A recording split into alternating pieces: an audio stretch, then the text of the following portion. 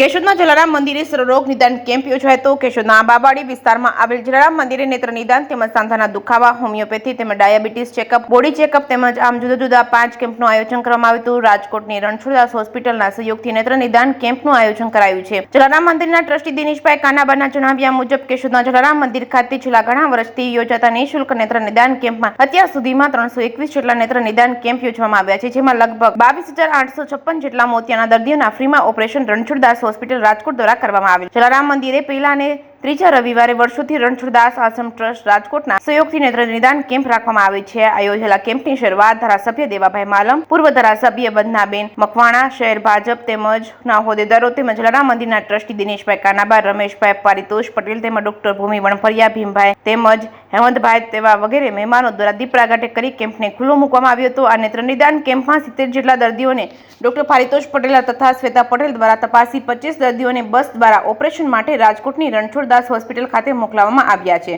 નેચરોથેરાપી doctor ભૂમિ વણપરિયા દ્વારા સાંધાના તેમજ વાહ ઘૂંટણ દર્દીઓને સારવાર આપી હતી। જિગ્નેશ ચંદ્રગરા દ્વારા ડાયાબિટીસ ચેકઅપ કરવામાં આવેલ છે। ઉપરાંત મહાદેવ આયુર્વેદિક ક્લિનિકના સુંદરવા રતન મેમ દ્વારા મશીનથી સંપૂર્ણ બોડી ચેકઅપ કરી સેવા આપેલ છે। દર્દીઓને માર્ગદર્શન આપવામાં આવ્યું હતું। જે કેસરી ગુજરાતી સાથે રાજુ પંડ્યા, કેશોદ।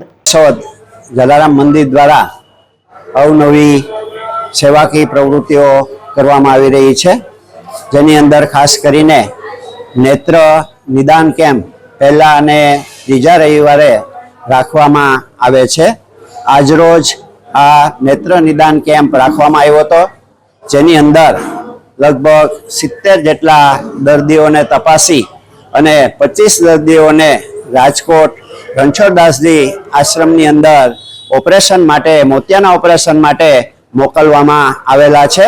અત્યાર સુધીની અંદર લગભગ 321 જેટલા કેમ્પ રણછોડદાસજી દ્વારા કરવામાં આવેલા છે, જેની અંદર લગભગ 23,000 ઉપરાંત દર્દીઓને એક નવી દ્રષ્ટિ જલારામ મંદિરના પ્રયત્નોથી કરવામાં આવેલી છે।